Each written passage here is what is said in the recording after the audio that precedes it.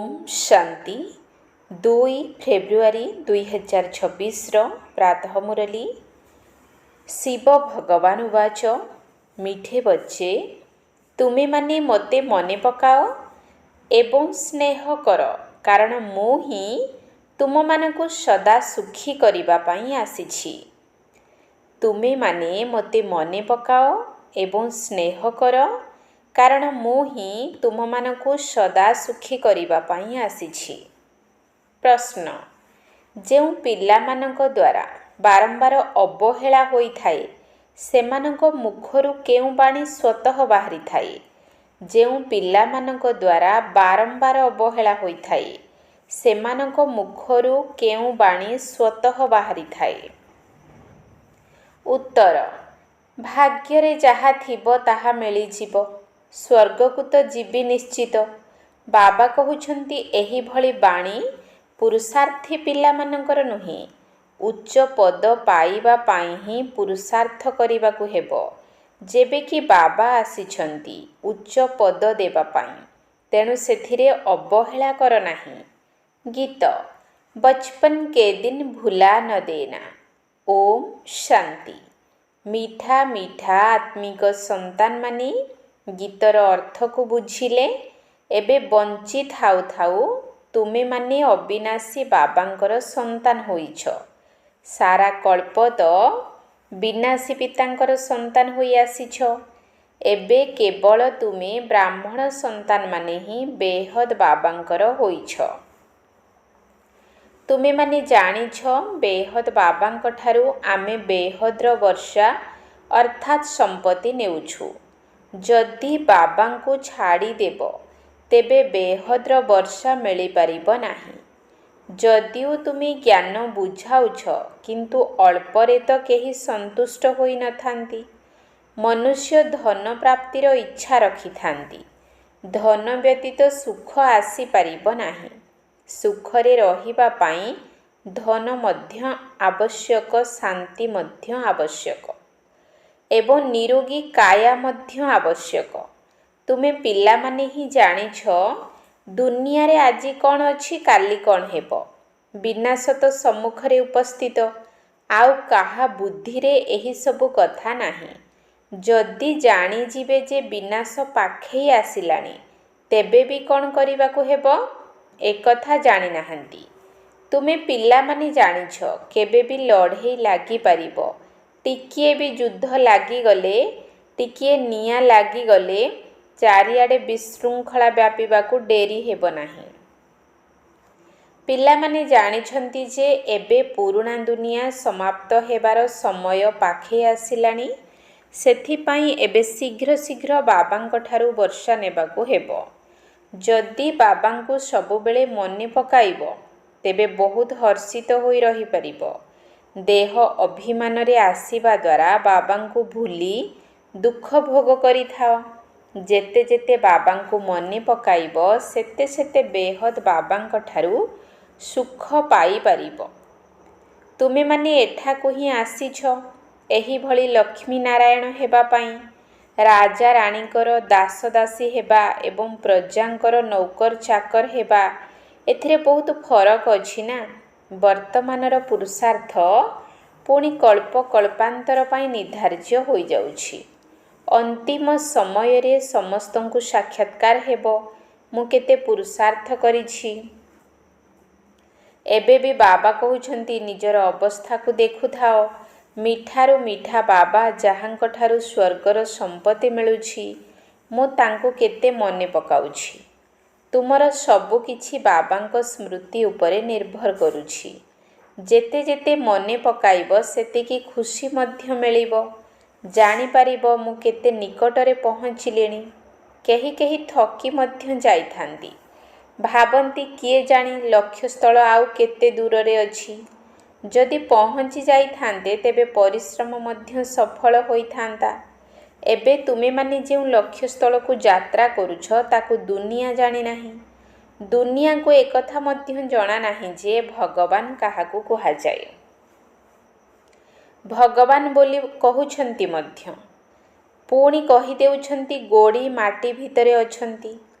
ଏବେ ତୁମେ ପିଲାମାନେ ଜାଣିଛ ଆମେ ବାବାଙ୍କର ହୋଇସାରିଛୁ। ତେଣୁ ଏବେ ବାବାଙ୍କ ମତ ଅନୁସାରେ ହିଁ ଚାଲିବାକୁ ହେବ।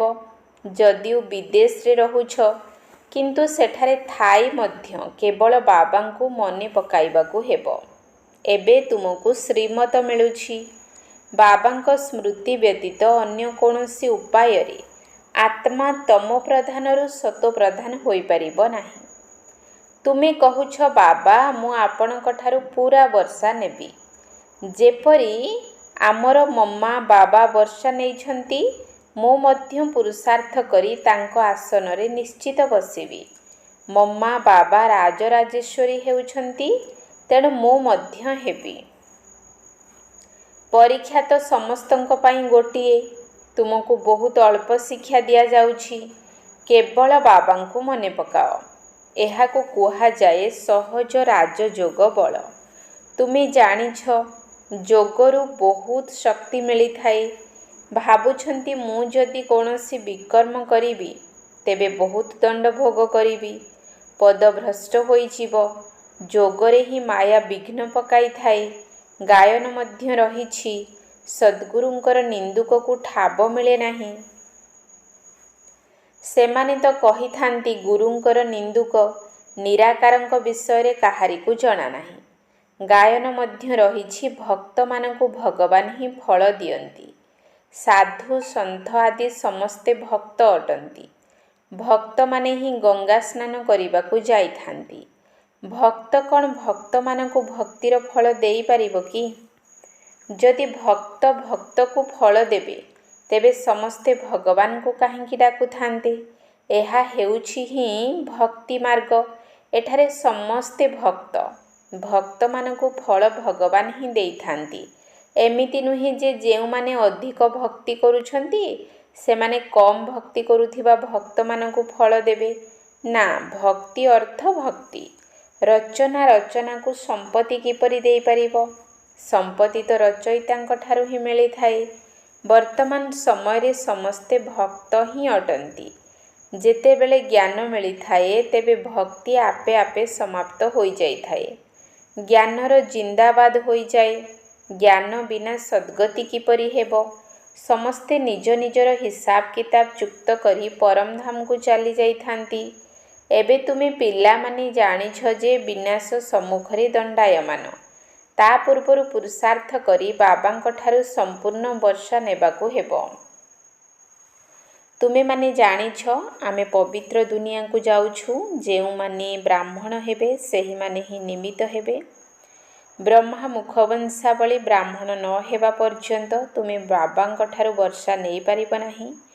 ପିତା ତ ସମ୍ପତ୍ତି ଦେବା ପାଇଁ ହିଁ ସନ୍ତାନମାନଙ୍କର ରଚନା କରିଥାନ୍ତି। ଆମେ ତ ଶିବ ବାବାଙ୍କର ହିଁ ସନ୍ତାନ ଅଟୁ। ବାବା ପିଲାମାନଙ୍କୁ ବର୍ଷା ଦେବା ପାଇଁ ହିଁ ସୃଷ୍ଟି ରଚନା କରୁଛନ୍ତି। ତେବେ ଶରୀରଧାରୀମାନଙ୍କୁ ହିଁ ବର୍ଷା ଦେବେ ନା। ଆତ୍ମାମାନେ ତ ଉପରେ ରହିଥାନ୍ତି। ସେଠାରେ ତ ବର୍ଷା ବା ପ୍ରାରବ୍ଧ ଭୋଗ କରିବାର କୌଣସି କଥା ହିଁ ନାହିଁ। ତୁମେ ଏବେ ପୁରୁଷାର୍ଥ କରି ପ୍ରାରବ୍ଧ ନେଉଛ, ଯାହାକି ଦୁନିଆକୁ ଜଣା ନାହିଁ। ବର୍ତ୍ତମାନ ତ ବିନାଶର ସମୟ ପାଖେଇ ପାଖେଇ ଆସୁଛି। ବୋମା ଇତ୍ୟାଦି ତ କେହି ରଖିବା ପାଇଁ ତିଆରି କରିନାହାନ୍ତି। ବିନାଶର ପ୍ରସ୍ତୁତି ଖୁବ୍ ଜୋରରେ ଚାଲିଛି। ଏବେ ବାବା ଆମକୁ ଆଜ୍ଞା ଦେଉଛନ୍ତି ଯେ ମୋତେ ମନେ ପକାଅ, ନଚେତ୍ ଶେଷ ସମୟରେ ବହୁତ କାନ୍ଦିବାକୁ ପଡ଼ିବ। ରାଜବିଦ୍ୟାର ପରୀକ୍ଷାରେ ଯଦି କେହି ଫେଲ୍ ହୋଇଯାଆନ୍ତି ତେବେ ରାଗରେ ବୁଡ଼ି ମରିଥାନ୍ତି। ଏଠାରେ ତ ରାଗିବାର କିଛି କଥା ନାହିଁ। ଶେଷ ସମୟରେ ତୁମକୁ ବହୁତ ସାକ୍ଷାତକାର ହେବ। କ'ଣ କ'ଣ ଆମେ ହେବା ସେ କଥା ମଧ୍ୟ ଜଣାପଡ଼ିଯିବ। ବାବାଙ୍କର କାମ ହେଲା ପୁରୁଷାର୍ଥ କରାଇବା। ପିଲାମାନେ କହୁଛନ୍ତି ବାବା ଆମେ କର୍ମ କରିବା ସମୟରେ ଆପଣଙ୍କ ସ୍ମୃତିରେ ରହିବାକୁ ଭୁଲି ଯାଉଛୁ। କେହି କେହି ପୁଣି କହୁଛନ୍ତି ସ୍ମୃତିରେ ରହିବା ପାଇଁ ଫୁର୍ସତ ମିଳୁନାହିଁ।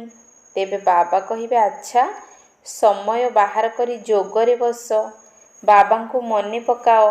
ପରସ୍ପର ଭିତରେ ଯେତେବେଳେ ମିଶୁଛ ସେତେବେଳେ ମଧ୍ୟ ଏହି ଚେଷ୍ଟା କର ଯେ ଆମେ କିଭଳି ବାବାଙ୍କୁ ମନେ ପକାଇବା।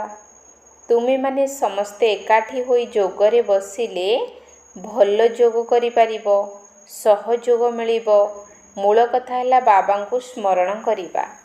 କେହି ଯଦି ବିଦେଶକୁ ଯାଉଛ ତେବେ ସେଠାରେ ମଧ୍ୟ କେବଳ ଏହି ଗୋଟିଏ କଥା ମନେ ରଖ, ବାବାଙ୍କ ସ୍ମୃତି ଦ୍ୱାରା ହିଁ ତୁମେ ତମ ପ୍ରଧାନରୁ ସତୋ ପ୍ରଧାନ ହେବ। ବାବା କହୁଛନ୍ତି କେବଳ ଏହି ଗୋଟିଏ କଥା ମନେ ରଖ, ବାବାଙ୍କୁ ମନେ ପକାଇବାକୁ ହେବ। ଯୋଗ ବଳ ଦ୍ୱାରା ସବୁ ପାପ ଭସ୍ମ ହୋଇଯିବ। ବାବା କହୁଛନ୍ତି ମନ୍ମନା ଭବ, ମୋତେ ମନେ ପକାଇଲେ ବିଶ୍ୱର ମାଲିକ ହେବ। ମୂଳ କଥା ହେଲା ବାବାଙ୍କୁ ମନେ ପକାଇବା। କେଉଁଠାକୁ ମଧ୍ୟ ଯିବାର ଆବଶ୍ୟକତା ନାହିଁ। ଘର ଗୃହସ୍ଥରେ ରହି ମଧ୍ୟ କେବଳ ବାବାଙ୍କୁ ମନେ ପକାଅ। ଯଦି ପବିତ୍ର ହେବ ନାହିଁ ତେବେ ବାବାଙ୍କୁ ମନେ ପକାଇ ପାରିବ ନାହିଁ। ଏମିତି ନୁହେଁ ଯେ ସମସ୍ତେ ଆସି କ୍ଲାସରେ ବସି ପଢ଼ିବେ। ମନ୍ମନା ଭବର ମନ୍ତ୍ରକୁ ଜାଣିଗଲ ତେବେ କେଉଁଠାକୁ ବି ଯାଅ। ସତୋପ୍ରଧାନ ଅର୍ଥାତ୍ ପବିତ୍ର ହେବାର ରାସ୍ତା ତ ବାବା ବତାଇ ଦେଲେ। ଏମିତି ତ ସେଣ୍ଟରକୁ ଆସିବା ଦ୍ୱାରା ନୂଆ ନୂଆ ପଏଣ୍ଟ ସବୁ ଶୁଣିପାରିବ। ଯଦି କୌଣସି କାରଣରୁ ଆସିପାରୁନାହଁ, ପ୍ରବଳ ବର୍ଷା ହେଉଛି, କର୍ଫ୍ୟୁ ଲାଗିଯାଇଛି, ବାହାରକୁ ବାହାରି ପାରୁନାହଁ, ତେବେ ପୁଣି କ'ଣ କରିବ? ବାବା କହୁଛନ୍ତି କୌଣସି ଆପତ୍ତି ନାହିଁ। ଏମିତି ତ ନୁହେଁ ଯେ ଶିବଙ୍କ ମନ୍ଦିରରେ ହିଁ ପାଣିର ଲୋଟା ଢାଳିବାକୁ ହେବ। କେଉଁଠି ବି ରହିଲେ ବାବାଙ୍କ ସ୍ମୃତିରେ ରୁହ। ଚାଲିବା ବୁଲିବା ବେଳେ ମଧ୍ୟ ଯୋଗଯୁକ୍ତ ହୋଇ ରୁହ ଏବଂ ଅନ୍ୟମାନଙ୍କୁ ମଧ୍ୟ ଏହି କଥା କୁହ ଯେ ବାବାଙ୍କୁ ମନେ ପକାଇବା ଦ୍ୱାରା ବିକର୍ମ ବିନାଶ ହେବ ଏବଂ ଦେବତା ହୋଇଯିବ। କେବଳ ଏହି ଦୁଇଟି ଅକ୍ଷର ହିଁ ମନେ ରଖିବାକୁ ହେବ ଯେ ବାବା ରଚୟିତାଙ୍କ ଠାରୁ ହିଁ ବର୍ଷା ନେବାକୁ ହେବ। ରଚୟିତା ତ ଜଣେ ହିଁ ଅଟନ୍ତି। ସିଏ ଆସି କେତେ ସହଜ ରାସ୍ତା ବତାଉଛନ୍ତି। ବାବାଙ୍କୁ ସ୍ମରଣ କରିବାର ମନ୍ତ୍ର ମିଳିଗଲା। ବାବା କହୁଛନ୍ତି ଏହି ଈଶ୍ୱରୀୟ ଜନ୍ମର ପିଲାଦିନକୁ ଭୁଲି ଯିବାର ନାହିଁ। ଯଦି ଭୁଲିଯାଅ ତେବେ ଆଜି ହସୁଛ, କାଲି କାନ୍ଦିବାକୁ ପଡ଼ିବ। ବାବାଙ୍କ ଠାରୁ ପୁରା ସମ୍ପତ୍ତି ନେବା ଉଚିତ। ଏପରି ବହୁତ ପିଲା ଅଛନ୍ତି ଯିଏକି କହିଥାନ୍ତି ସ୍ୱର୍ଗକୁ ତ ଯିବା ନା। ତେବେ ଯାହା ଆମ ଭାଗ୍ୟରେ ଥିବ ସେମାନଙ୍କୁ ପୁରୁଷାର୍ଥୀ କୁହାଯିବ ନାହିଁ। ମନୁଷ୍ୟ ଉଚ୍ଚ ପଦ ପାଇବା ପାଇଁ ହିଁ ପୁରୁଷାର୍ଥ କରିଥାନ୍ତି। ବର୍ତ୍ତମାନ ଯେତେବେଳେ କି ବାବାଙ୍କ ଠାରୁ ଉଚ୍ଚ ପଦ ମିଳୁଛି ତେବେ ଅବହେଳା କାହିଁକି କରିବା? ସ୍କୁଲରେ ଯିଏ ପାଠ ନ ପଢ଼ିବେ ସେମାନଙ୍କୁ ପୁଣି ପାଠ ପଢ଼ୁଆଙ୍କର ବୋଝ ଉଠାଇବାକୁ ହେବ। ବାବାଙ୍କୁ ଭଲ ଭାବରେ ମନେ ନ ପକାଇଲେ ପ୍ରଜାରେ ଯାଇ ଚାକର ବାକର ହେବ। କେବଳ ଏତିକିରେ ଖୁସି ହୋଇଯିବା ଉଚିତ ନୁହେଁ। ପିଲାମାନେ ବାବାଙ୍କ ସମ୍ମୁଖକୁ ଅର୍ଥାତ୍ ମଧୁବନକୁ ଆସି ସତେଜ ହୋଇଯାଉଛନ୍ତି। କେହି ଯଦି ମାତା କନ୍ୟାମାନେ ବନ୍ଧନରେ ଅଛନ୍ତି, ଯେଉଁମାନେ ମଧୁବନକୁ ଯାଇପାରୁନାହାନ୍ତି, ସେମାନଙ୍କୁ ବାବା କହୁଛନ୍ତି ଚିନ୍ତା କର ନାହିଁ, ଘରେ ବସି ବାବାଙ୍କୁ ମନେ ପକାଉଥାଅ। ବାବା କେତେ ବୁଝାଉଛନ୍ତି ଯେ ମୃତ୍ୟୁ ସମ୍ମୁଖରେ ଉପସ୍ଥିତ, ଅଚାନକ ଯୁଦ୍ଧ ଆରମ୍ଭ ହୋଇଯିବ। ଦେଖିବାକୁ ମଧ୍ୟ ମିଳୁଛି ଯେମିତି ଏହି କ୍ଷଣି ଲଢ଼େଇ ଲାଗିଯିବ। ରେଡ଼ିଓ ଟିଭିରୁ ମଧ୍ୟ ସବୁ କଥା ଜଣାପଡ଼ି ଯାଉଛି। ଧମକ ମଧ୍ୟ ଦେଉଛନ୍ତି ଯେ ଟିକିଏ କିଛି ଗଡ଼ବଡ଼ କଲେ ଆମେ ଏମିତି କରିଦେବୁ। ଆଗରୁ ହିଁ କହିଦେଇଥାନ୍ତି। ବୋମା ରଖିଥିବା କାରଣରୁ ଅହଙ୍କାର ବହୁତ କରୁଛନ୍ତି। ବାବା ମଧ୍ୟ କହୁଛନ୍ତି ପିଲାମାନେ ଏବେ ଯୋଗ ବଳରେ ତ ମଜବୁତ ହୋଇନାହାନ୍ତି, ତୁରନ୍ତ ଯୁଦ୍ଧ ଲାଗିଯିବ। ଡ୍ରାମା ଅନୁସାରେ ଏଭଳି ହେବ ନାହିଁ। ପିଲାମାନେ ତ ପୁରା ସମ୍ପତ୍ତି ନେଇ ହିଁ ନାହାନ୍ତି, ଏବେ ତ ପୁରା ରାଜଧାନୀ ସ୍ଥାପନ ହୋଇନାହିଁ। କିଛି ସମୟ ଦରକାର। ବାବା ପିଲାମାନଙ୍କୁ ପୁରୁଷାର୍ଥ କରାଇ ଚାଲିଛନ୍ତି। କିଏ ଜାଣେ କେତେବେଳେ କ'ଣ ହୋଇଯିବ। ଏରୋପ୍ଲେନ୍, ଟ୍ରେନ୍ ଇତ୍ୟାଦି ମଧ୍ୟ ଦୁର୍ଘଟଣାଗ୍ରସ୍ତ ହୋଇଯାଉଛି। ମୃତ୍ୟୁ କେତେ ସହଜରେ ହୋଇଯାଉଛି। ଭୂମିକମ୍ପ ମଧ୍ୟ ହେବାରେ ଲାଗିଛି। ସବୁଠାରୁ ବେଶୀ ବିନାଶର କାର୍ଯ୍ୟ ଭୂମିକମ୍ପ ହିଁ କରିବ। ଇଏ ହଲିଲେ ତ ଘରଦ୍ୱାର ସବୁ କିଛି ଭାଙ୍ଗିବ ନା। ତେଣୁ ମୃତ୍ୟୁ ହେବା ପୂର୍ବରୁ ବାବାଙ୍କ ଠାରୁ ପୁରା ବର୍ଷା ନେବାକୁ ହେବ। ସେଥିପାଇଁ ବହୁତ ସ୍ନେହରେ ବାବାଙ୍କୁ ମନେ ପକାଇବାକୁ ହେବ।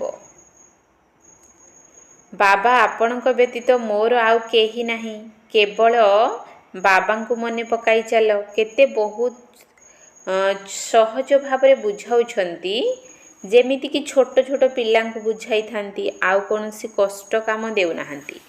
କେବଳ ମନେ ପକାଅ। ଏବଂ କାମ ଅଗ୍ନିରେ ବସି ଯେପରି ତୁମେ ଜଳି ମରିଛ, ଏବେ ଜ୍ଞାନ ଚିତା ଉପରେ ବସି ପବିତ୍ର ହୁଅ। ତୁମମାନଙ୍କୁ ପଚାରୁଛନ୍ତି ତୁମର ଉଦ୍ଦେଶ୍ୟ କ'ଣ? କୁହ। ଶିବ ବାବା, ଯିଏକି ସମସ୍ତଙ୍କର ପିତା ଅଟନ୍ତି, ସେ କହୁଛନ୍ତି ମୋତେ ମନେ ପକାଅ, ତେବେ ତୁମର ବିକର୍ମ ବିନାଶ ହେବ ଏବଂ ତୁମେ ତମ ପ୍ରଧାନରୁ ସତ୍ତ୍ୱ ପ୍ରଧାନ ହୋଇଯିବ। କଳିଯୁଗରେ ସମସ୍ତେ ତମ ପ୍ରଧାନ ଅଟନ୍ତି। ସମସ୍ତଙ୍କର ସଦ୍ଗତିଦାତା ଏକମାତ୍ର ବାବା ହିଁ ଅଟନ୍ତି। ଏବେ ବାବା କହୁଛନ୍ତି କେବଳ ମୋତେ ମନେ ପକାଅ, ତେବେ କଳଙ୍କି ଛାଡ଼ିଯିବ। ଏତିକି ସନ୍ଦେଶ ତ ସମସ୍ତଙ୍କୁ ଦେଇପାରିବ ନା। ନିଜେ ୟାଦରେ ରହିଲେ ଯାଇ ଅନ୍ୟକୁ ୟାଦ କରାଇପାରିବ। ନିଜେ ମନେ ପକାଉଥିଲେ ଅନ୍ୟକୁ ମଧ୍ୟ ଆଗ୍ରହ ସହକାରେ କହିପାରିବ, ନଚେତ ହୃଦୟରୁ ବାହାରିବ ନାହିଁ।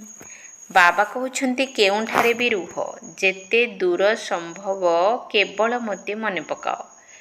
ଯିଏ ମିଳୁଛନ୍ତି ତାଙ୍କୁ ଏହି ଶିକ୍ଷା ଦିଅ ଯେ ମୃତ୍ୟୁ ସମ୍ମୁଖରେ ଦଣ୍ଡାୟମାନ।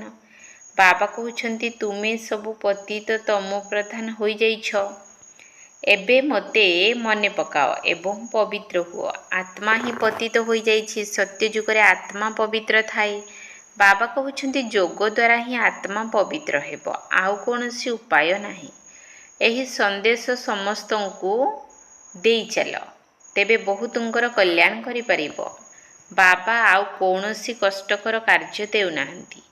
ସମସ୍ତ ଆତ୍ମାମାନଙ୍କୁ ପାବନ କଲାବାଲା ପତିତ ପାବନ ବାବା ହିଁ ଅଟନ୍ତି। ସବୁଠାରୁ ଉତ୍ତମରୁ ଉତ୍ତମ ପୁରୁଷ କରାଇଲା ବାଲା ବାବା ହିଁ ଅଟନ୍ତି।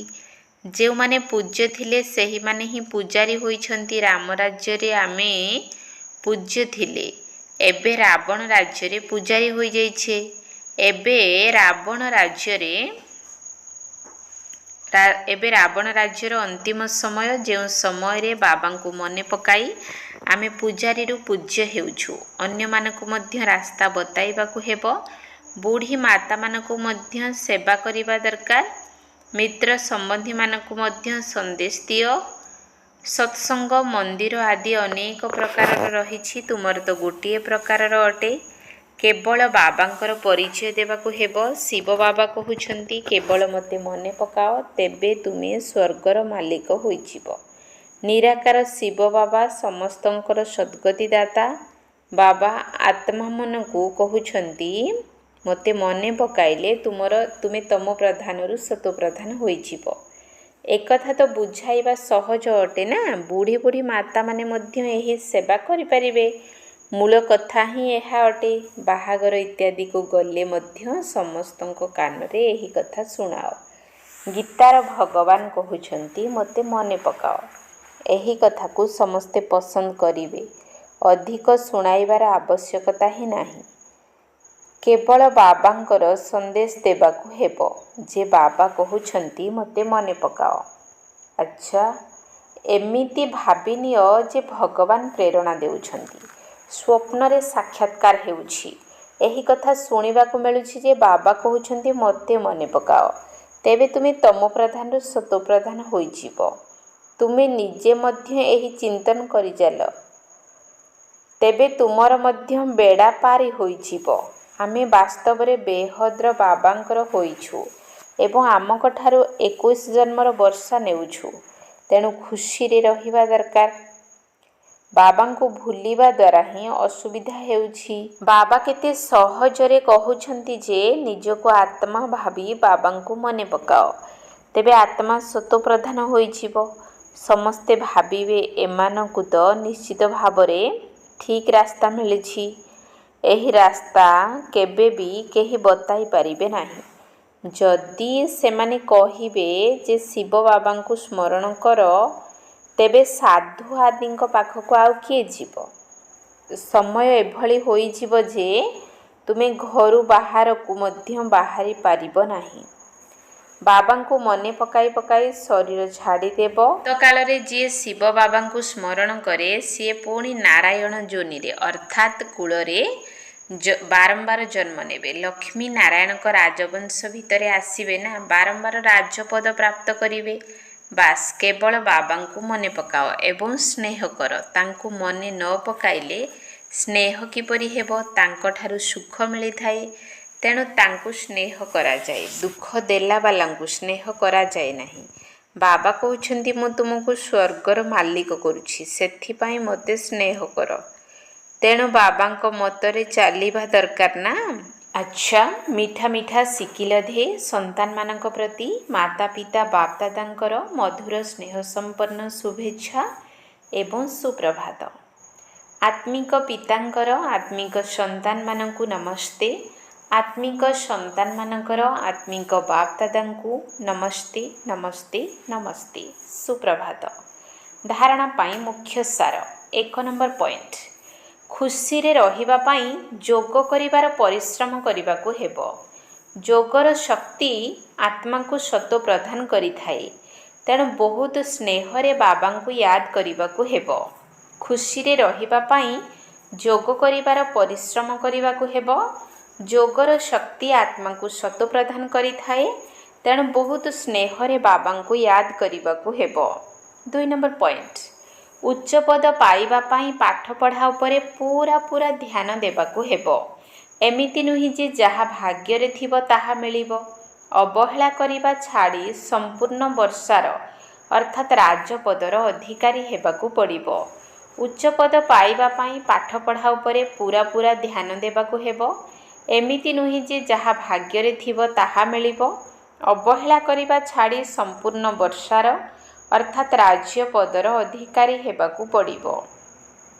ବରଦାନ, ଲୌକିକ ଦାୟିତ୍ୱଗୁଡ଼ିକୁ ଅଲୌକିକକୁ ଅର୍ଥାତ୍ ବେହଦକୁ ପରିବର୍ତ୍ତନ କରୁଥିବା ସ୍ମୃତି ସ୍ୱରୂପ ନଷ୍ଟ ମହାଭାବ।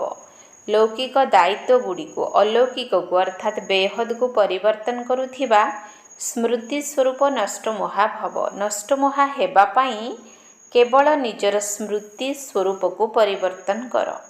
ମୋହ ମଧ୍ୟ ସେତେବେଳେ ଆସିଥାଏ ଯେତେବେଳେ ସ୍ମୃତିରେ ରହିଥାଏ ଯେ ମୁଁ ଗୃହସ୍ଥୀ ଅଟେ, ଏହା ମୋର ଘର, ଏହା ସହିତ ମୋର ସମ୍ବନ୍ଧ ରହିଛି। ଏବେ ଏହି ସବୁ ବିନାଶୀ ଦାୟିତ୍ୱଗୁଡ଼ିକୁ ଅବିନାଶୀ ସେବାର ଦାୟିତ୍ୱରେ ପରିବର୍ତ୍ତନ କରିଦିଅ। ଯଦି ଏହିଭଳି ଅବିନାଶୀ ଦାୟିତ୍ୱ ବହନ କରି ତୁଲାଇବ, ତେବେ ତୁମର ବିନାଶୀ ଦାୟିତ୍ୱଗୁଡ଼ିକ ଆପେ ଆପେ ଠିକ୍ ହୋଇଯିବ। କିନ୍ତୁ ଯଦି ବେହଦର ଦାୟିତ୍ୱକୁ ଭୁଲି କେବଳ ନିଜର ବିନାଶୀ ଅର୍ଥାତ୍ ଲୌକିକ ଦାୟିତ୍ୱଗୁଡ଼ିକୁ ତୁଲାଉଛ, ତେବେ ତାକୁ ଆହୁରି ବିଗାଡ଼ି ଦେଉଛ। କାହିଁକିନା ସେହି ବିନାଶୀ ଦାୟିତ୍ୱ ବା କର୍ତ୍ତବ୍ୟ ମୋହ ରୂପକ ମରଜ ପାଲଟି ଯାଉଛି। ସେଥିପାଇଁ ନିଜର ସ୍ମୃତି ସ୍ୱରୂପକୁ ପରିବର୍ତ୍ତନ କରି ନଷ୍ଟ ମହା ହୁଅ। ସ୍ଲୋଗାନ, ଏଭଳି ତୀବ୍ର ବେଗରେ ଉଡ଼ି ଚାଲ ଯାହାକି ଅନେକ ପ୍ରକାରର କଥାରୂପୀ ବାଦଲଗୁଡ଼ିକୁ ଗୋଟିଏ ସେକେଣ୍ଡ ଭିତରେ ଅତିକ୍ରମ କରିଯିବ। ଏଭଳି ତୀବ୍ର ବେଗରେ ଉଡ଼ି ଚାଲ ଯାହାକି ଅନେକ ପ୍ରକାରର କଥାରୂପୀ ବାଦଲଗୁଡ଼ିକୁ ଗୋଟିଏ ସେକେଣ୍ଡ ଭିତରେ ଅତିକ୍ରମ କରିଯିବ। ଅବ୍ୟକ୍ତ ଇସାରା, ଏକତା ଏବଂ ବିଶ୍ୱାସର ବିଶେଷତା ଦ୍ୱାରା ସଫଳତା ସମ୍ପନ୍ନ ହୁଅ। ଯେକୌଣସି କାର୍ଯ୍ୟରେ ସଫଳତା ପ୍ରାପ୍ତ କରିବା ପାଇଁ 2ଟି ଶ୍ରେଷ୍ଠ ବିଧି ରହିଛି। 1ରେ ପରସ୍ପର ପ୍ରତି ବିଶ୍ୱାସ, 2ରେ ଏକତା। ଯେଉଁଠାରେ ସଂଗଠିତ ରୂପରେ ସମସ୍ତଙ୍କ ଭିତରେ ଏକମତ ରହିଛି, ପରସ୍ପର ପ୍ରତି ବିଶ୍ୱାସ ରହିଛି, ସେଠାରେ ସଫଳତା ଗଳାର ହାର ହୋଇଯାଉଛି।